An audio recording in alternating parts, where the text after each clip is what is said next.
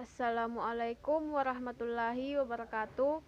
Perkenalkan, nama saya Sri Ramadhani M. dari Prodi Pendidikan Teknik Informatika dan Komputer, kelas C. Di sini saya ingin mempresentasikan hasil rangkuman saya dari materi pengantar ilmu komputer. Rangkumannya adalah 1. Perangkat keras komputer. Hardware adalah semua bagian fisik komputer dan dibedakan dengan data yang berada di dalamnya atau yang beroperasi di dalamnya, dan dibedakan dengan perangkat lunak, software yang menyediakan instruksi untuk perangkat keras dalam menyelesaikan tugasnya. Supaya komputer dapat digunakan untuk mengolah data, maka harus berbentuk suatu sistem yang disebut dengan sistem komputer. Secara umum, sistem terdiri dari elemen-elemen yang saling berhubung membentuk satu kesatuan untuk melaksanakan suatu tujuan pokok dari sistem tersebut. Perangkat keras adalah bagian dari material komputer. Komponen ini mempunyai massa dan akan diinstalasi dengan obeng. Setiap perangkat keras memiliki garansi, sedangkan perangkat lunak adalah kebalikan dari perangkat keras, yakni bagian yang non-material dari komputer, seperti BIOS, sistem operasi, dan program. Perangkat lunak akan diinstalasikan ke dalam komputer melalui keyboard dan mouse. Tidak ada perusahaan membuat perangkat lunak yang bisa memberikan garansi bahwa perangkat lunaknya 100% tidak memiliki kesalahan. Perangkat lunak hardware komputer. Secara ringkas, maka sistem komputer terdiri atas 3 bagian penting, yaitu 1. Perangkat keras, unit pemrosesan sentral, Central Processing Unit, CPU, perangkat keras prosesor. 2. Perangkat keras, memori room dan RAM. 3. Perangkat keras, input output. Dalam sistem komputasi dikenal banyak sekali hardware. Dalam hal ini, masalah komputasi kita batasi hanya pada PC, personal komputer saja. Hardware dalam PC terdiri dari beberapa komponen utama, yaitu CPU, Central Processing Unit, input device, dan output device. CPU terdiri dari beberapa komponen penting, yaitu 1. Prosesor, 2. Motherboard mainboard, 3. RAM, Random Access Memory, 4. VGA, Video Graphics Array Card, 5. Hard disk drive HDD, 6. Floppy disk drive FDD, 7. CD-ROM, DVD-ROM drive, 8. Network adapter, 9. Sound card dan speaker, 10. Power supply dan UPS, 11. Casing. Input device utama yaitu keyboard, serial PS2, dan mouse serial PS2. Input device lainnya, namun tidak harus ada pada sebuah PC, adalah scanner dan barcode reader. Input device ini digunakan sesuai kebutuhan yang ada, sedangkan output device utama adalah monitor, printer, dan speaker. 2. Perangkat keras input-output. 1. Prosesor. Mikroprosesor atau biasa disebut dengan prosesor adalah otak yang mengatur kerja sebuah komputer. Artinya, seluruh aktivitas sebuah komputer dikontrol dan diperintah dari prosesor. Prosesor pertama kali diproduksi oleh Intel pada tahun 1974. Adapun komputer yang paling besar saat ini adalah Intel dan AMD Advanced Micro Device.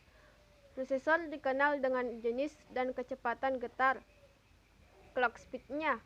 Ada beberapa jenis dan model prosesor sesuai dengan nama yang diberikan oleh pembuatnya. Prosesor buatan Intel antara lain A386, B486 DX2, 486 DX4, C. Pentium 75, Pentium 100, Pentium 133, Pentium 233 MMX, D. Pentium Pro 200, E. Pentium 2 350, Pentium 2 450, F. Pentium 3 500, Pentium 3 733, G. Pentium 4 1 GHz, Pentium 4 2 GHz, H.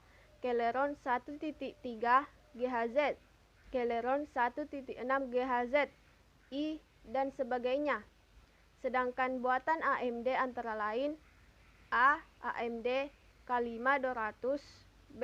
AMD K6 233, C. AMD Athlon, D. AMD Duron, E. AMD Opteron, F, dan sebagainya.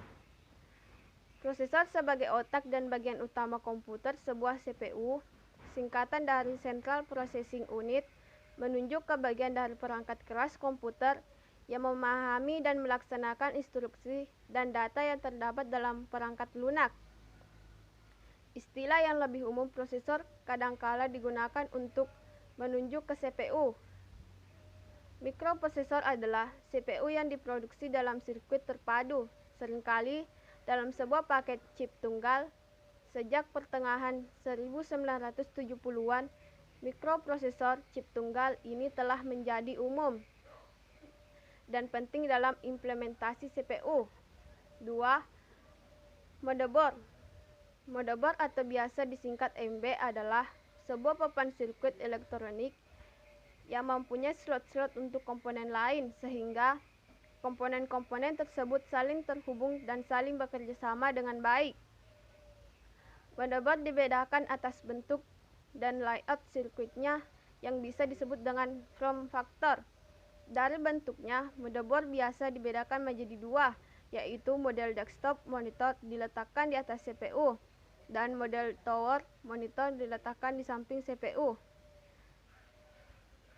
Sedangkan berdasarkan form factor yang digunakan, motherboard dibedakan atas dua kelompok besar, yaitu ATX, Advanced Technology, diperkenalkan oleh IBM pada tahun 1984, dan non-ATX. Perbedaan dari motherboard ATX dan non-ATX adalah pada MB ATX, konektor input-output seperti mouse, keyboard, printer, USB, dan sebagainya direkatkan jadi satu pada MB.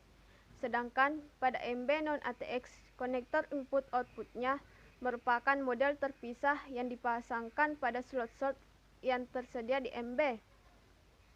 Berdasarkan kecepatan transfer data yang berjalan pada sirkuit busnya, MB dibedakan menjadi beberapa kelompok, yaitu MB dengan bus speed 66 MHz, 100 MHz, 133 MHz, 266 MHz, dan sebagainya. Kecepatan bus MB yang beredar di pasaran saat ini adalah 800 MHz Asus P5AD2. Beberapa produsen MB yang terkenal adalah Asus, iWill, Gigabyte, dan sebagainya. 3. RAM, Random Access Memory. RAM adalah memori utama sebuah PC. RAM digunakan untuk menyimpan data sementara dan mengeluarkan data yang diminta oleh prosesor. Alur yang disimpan dan dikeluarkan di RAM sangat dinamis dan berkecepatan sangat tinggi. RAM adalah tempat penyimpanan data jangka pendek, sehingga komputer tidak perlu selalu mengakses harddisk untuk mencari data. Jumlah RAM yang lebih besar akan membantu kecepatan PC. 4. Video Graphics Array Card.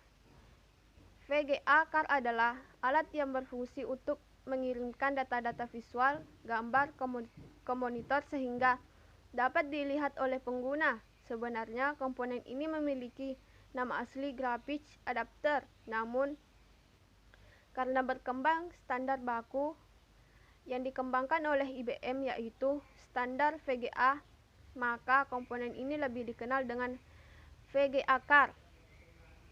5. Hard disk drive.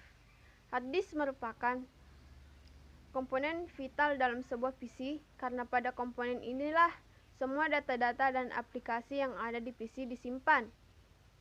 Hard disk dibedakan menjadi dua jenis berdasarkan teknologi transfer data yang digunakannya, yaitu ATA (Advanced Technology Attachment) atau yang lebih dikenal dengan IDE (Integrated Technology Electronics) dan SCSI (Small Computer System Interface). Standar ini diperkenalkan oleh IBM. 6. Floppy disk drive. Floppy disk drive atau yang lebih dikenal dengan FDD adalah alat untuk membaca dan menuliskan data yang tersimpan di sebuah floppy disk disket. Pada awalnya, FDD muncul dengan ukuran yang besar yaitu 5.25 mengikuti ukuran disket yang saat itu beredar. Namun, saat ini yang masih bertahan adalah FDD yang berukuran 3.5. Untuk pasar Indonesia, banyak beredar FDD dengan merek Panasonic. 7. CD-ROM dan DVD-ROM drive. CD-ROM atau DVD-ROM drive adalah alat untuk membaca data dari media CD atau DVD. Karena bersifat ROM, read-only memory, alat ini hanya mampu membaca dan saja. Namun akhir-akhir ini berkembang teknologi penulisan CD sehingga muncul yang disebut CD-RW dan DVD-RW drive. CD-RW dan DVD-RW drive selain dapat membaca read data dari media CD dan DVD, juga mampu menulis write data ke dalam media tersebut. Drive ini dibedakan berdasarkan kecepatan baca dan tulisnya. Untuk kecepatan baca, banyak dikenal 12x, 24x, 32x, 52x, sedangkan kecepatan tulis baru 16x. 8. Network adapter. Network adapter bisa disebut juga dengan NIC, Network Interface Card, LAN, Local Area Network Card, dan Ethernet Card. Network adapter adalah alat yang memungkinkan komputer untuk berkomunikasi satu sama lain. Berkomunikasi di sini bukan berarti bercakap-cakap, melainkan bertukar data dan sumber daya lainnya. Misalnya pemakaian printer bersama-sama. Network adapter dikelompokkan menurut kecepatan transfer datanya, mulai dari 10 bps bit per second, 100 bps, dan 1000 bps. Yang memiliki kecepatan 10 bps biasa disebut dengan Ethernet, 100 bps disebut Fast Ethernet, dan 1000 bps disebut Gigabit Ethernet. 9. Sound card dan speaker. Sound card juga biasa disebut dengan audio card. Komponen ini berfungsi untuk menghasilkan suara yang dapat didengar oleh user melalui speaker yang dihubungkan dengan sound card tersebut. 10. Power supply dan UPS. Power supply adalah komponen PC yang mengatur suplai listrik dari PLN ke komponen di dalam PC tersebut. Selain power supply, dikenal pula komponen yang bernama UPS. UPS singkatan dari Uninterrupted Power Supply. Alat ini merupakan alat yang berdiri sendiri di luar PC yang berguna untuk menyuplai tenaga listrik tanpa berhenti meskipun sumber listrik PLN sedang mati. Ini dimungkinkan karena UPS memakai baterai cadangan untuk menyuplai listrik ke PC di saat sumber listrik dari PLN mati. Pada saat listrik PLN hidup, UPS akan secara otomatis mencharge baterainya untuk digunakan saat listrik PLN mati. 11. Keyboard. Keyboard adalah alat input utama dari sebuah PC. Selain mouse, melalui keyboard kita dapat memberikan instruksi kepada komputer untuk mengerjakan sesuatu yang kita inginkan. Keyboard memuat tombol-tombol penting di antaranya: A. Tombol penulisan huruf. B. Tombol enter untuk mengeksekusi sebuah action. C. Tombol escape untuk membatalkan sebuah action. D. Tombol-tombol fungsi khusus F1, sampai F12. E. Tombol penulisan angka. F. Tombol kontrol sistem operasi. Tombol Windows. Tombol right klik menu. 12. Mouse. Karena berbentuk seperti seekor tikus, alat ini disebut dengan mouse. Sebenarnya, alat ini adalah komponen input yang memungkinkan pointer dan dilengkapi dengan minimal 2 tombol untuk melakukan clicking, yaitu tombol kiri untuk left click dan tombol kanan untuk right click. Klik kiri untuk mengeksekusi sebuah poin yang ditunjuk oleh pointer, sedangkan klik kanan untuk memunculkan menu yang berhubungan dengan poin yang ditunjuk oleh pointer. 13. Scanner. Scanner adalah alat yang berfungsi untuk mencitrakan sebuah foto atau benda 3 dimensi ke dalam wujud sebuah file gambar digital sehingga kita dapat melakukan editing gambar dengan aplikasi image editor seperti Photoshop, Corel, dan sebagainya. Alat ini hanya aksesoris saja dan tidak harus ada dalam sebuah PC. 14. Barcode reader. Barcode reader berfungsi untuk memasukkan data ke dalam PC dari sumber data yang berbentuk barcode. Alat ini hanya aksesoris saja dan tidak harus ada dalam sebuah PC. 15. Monitor. Monitor adalah komponen untuk menampilkan apa yang sedang diproses PC dalam bentuk visual, sehingga kita dapat dengan mudah memahaminya. Monitor diproduksi dengan menggunakan 2 jenis teknologi yang berbeda, yaitu monitor yang menggunakan tabung CRT (Cathode Ray Tube) dan monitor yang menggunakan LCD (Liquid Crystal Display). Monitor LCD terbentuk lebih tipis dan lebih mahal harganya, sedangkan monitor CRT lebih murah namun lebih besar bentuknya. Tahapan proses pada perakitan komputer terdiri dari A. Penyiapan motherboard, B. Memasang prosesor, C. Memasang heatsink, D. Memasang modul memori, E. Memasang motherboard pada casing, F. Memasang power supply, G. Memasang kabel motherboard dan casing, H. Memasang drive, I. Memasang card adapter, J. Penyelesaian akhir. 3. Proses pada perakitan komputer. 1. Penyiapan motherboard. Periksa buku manual motherboard untuk mengetahui posisi jambar untuk pengetahuan CPU speed multiplier, dan tegangan masukan ke motherboard. Atur setting jambar sesuai petunjuk. Kesalahan mengatur jambar tegangan dapat merusak prosesor. 2. Memasang prosesor. A. Prosesor lebih mudah dipasang sebelum motherboard menempati casing. Cara memasang prosesor, jenis soket dan slot berbeda. Jenis soket. B. Tentukan posisi pin 1 pada prosesor dan soket prosesor di motherboard umumnya terletak di pojok yang ditandai dengan titik segitiga atau lekukan. C. Tegakkan posisi tuas pengunci soket untuk membuka. D. Masukkan prosesor ke soket dengan lebih dulu menyelaraskan posisi kaki-kaki prosesor dengan lubang soket. Rapatkan sehingga tidak terdapat celah antara prosesor dengan soket. E. Turunkan kembali tuas pengunci. 1. Jenis slot.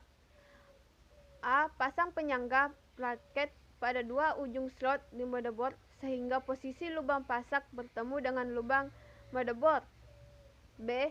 Masukkan pasak kemudian pengunci pasak pada lubang pasak. C. Selipkan card prosesor di antara kedua penahan dan tekan hingga tepat masuk ke lubang slot. 3. Memasang heatsink. Fungsi heatsink adalah membuang panas yang dihasilkan oleh prosesor lewat konduksi panas dari prosesor ke heatsink. 4. Memasang modul memori. Cara memasang untuk tiap jenis modul memori sebagai berikut. A. Jenis SIMM. 1. Sesuaikan posisi lekukan pada modul dengan tonjolan pada slot. 2. Masukkan modul dengan membuat sudut miring 45 derajat terhadap slot. 3. Dorong hingga modul tegak pada slot. Tuas pengunci pada slot akan otomatis mengunci modul. B. Jenis DIMM dan RIMM. 1. Cara memasang modul DIMM dan RIMM sama, hanya ada satu cara sehingga tidak akan terbalik karena dua lakukan sebagai panduan. Perbedaannya DIMM dan RIMM pada posisi lakukan. 2. Rebahkan kait pengunci pada ujung slot. 3. Sesuaikan posisi lakukan pada konektor modul dengan tonjolang pada slot. Lalu masukkan modul ke slot. 4. Kait pengunci secara otomatis mengunci modul pada slot bila modul sudah tepat terpasang. 5. Memasang motherboard pada casing. Motherboard dipasang ke casing dengan skrup dan dudukan stang off. Cara pemasangannya sebagai berikut. A. Tentukan posisi lubang untuk setiap dudukan plastik dan logam. Lubang untuk dudukan logam metal speaker ditandai dengan cincin pada tepi lubang. B. Pasang dudukan logam atau plastik pada tray casing sesuai dengan posisi setiap lubang dudukan yang sesuai pada motherboard. C. Tempatkan motherboard pada tray casing sehingga kepala dudukan keluar dari lubang pada motherboard. Pasang skrup pengunci pada setiap dudukan logam. D. Pasang bingkai port 1, 0, 10 sel pada motherboard jika ada. E. Pasang tray casing yang sudah terpasang motherboard pada casing dan kunci dengan skrup. 6. Memasang power supply. Beberapa jenis casing sudah dilengkapi power supply. Bila power supply belum disertakan, maka cara pemasangannya sebagai berikut. A. Masukkan power supply pada rak di bagian belakang casing. Pasang ke 4 buah skrup pengunci. Hubungkan konektor power dari power supply ke motherboard. Konektor power jenis ATX hanya memiliki satu cara pemasangan sehingga tidak akan terbalik. 7. Memasang kabel motherboard dan casing. A. Setelah motherboard terpasang di casing, langkah selanjutnya adalah memasang kabel I/O pada motherboard dan panel dengan casing. B. Pasang kabel data untuk floppy drive pada konektor pengontrol floppy di motherboard. C. Pasang kabel IDE untuk pada konektor IDE primary dan sekundari pada motherboard. Untuk motherboard non-ATX, pasang kabel port serial dan paralel pada konektor di motherboard. E. Pada bagian belakang casing terdapat lubang untuk memasang port tambahan jenis non-slot. F. Bila port MOS belum tersedia di belakang casing, maka kart konektor MOS harus dipasang lalu dihubungkan dengan konektor MOS pada motherboard. G. Hubungkan kabel konektor dari switch di panel depan casing, LED, speaker internal, dan port yang terpasang di depan casing bila ada ke motherboard. 8. Memasang drive. Prosedur memasang drive hard disk, floppy, CD-ROM, CD-RW, atau DVD adalah sama sebagai berikut. A. Copot pelet penutup by drive, ruang untuk drive pada casing. B. Masukkan drive dari depan by dengan terlebih dahulu mengatur setting jumper sebagai master atau slave pada drive. C. Sesuaikan posisi lubang skrup di drive dan casing lalu pasang skrup penahan drive. D. Hubungkan konektor kabel IDE ke drive dan konektor di motherboard konektor primary dipakai lebih dulu. E. Ulangi langkah 1 sampai 4 untuk setiap pemasangan drive. F. Bila kabel IDE terhubung ke DU drive, pastikan perbedaan setting jumper keduanya, yakni drive pertama diset sebagai master dan lainnya sebagai slave. G. Konektor IDE sekundari pada motherboard dapat dipakai untuk menghubungkan dua drive tambahan. H. Floppy drive dihubungkan ke konektor khusus floppy di motherboard. I. Sambungkan kabel power dari satu daya ke masing-masing drive. 9. Memasang card adapter. Cara memasang adapter. A. Pegang card adapter pada tepi, hindari menyentuh komponen atau rangkaian elektronik. B. Pasang sekrup penahan card ke casing. C. Hubungkan kembali kabel internet pada card bila ada. 10. Penyelesaian akhir. A. Pasang penutup casing dengan menggeser. B. Sambungkan kabel dari satu daya ke sekot dinding. C. Pasang konektor monitor ke port video card. D. Pasang konektor kabel telepon ke port modem bila ada. E. Hubungkan konektor kabel keyboard dan konektor mouse ke port mouse atau port serial, tergantung jenis mouse. F. Hubungkan piranti eksternal lainnya seperti speaker, joystick, dan mikrofon bila ada ke port yang sesuai. 11. Pengujian. A. Hidupkan monitor lalu unit sistem. Perhatikan tampilan monitor dan suara dari speaker. B. Program FOS dari BIOS secara otomatis akan mendeteksi hardware yang terpasang di komputer. C. Jika tidak terjadi kesalahan, maka monitor menampilkan proses eksekusi dari program FOS. D. Periksa semua hasil deteksi hardware oleh program setup BIOS. E. Simpan perubahan setting dan keluar dari setup BIOS. F. Setelah keluar dari setup BIOS, komputer akan meluat sistem operasi dengan urutan pencarian sesuai setting boot sequence pada BIOS. Itulah tadi rangkuman saya dari materi pengantar ilmu komputer. Bila ada salah kata mohon dimaafkan. Assalamualaikum warahmatullahi wabarakatuh.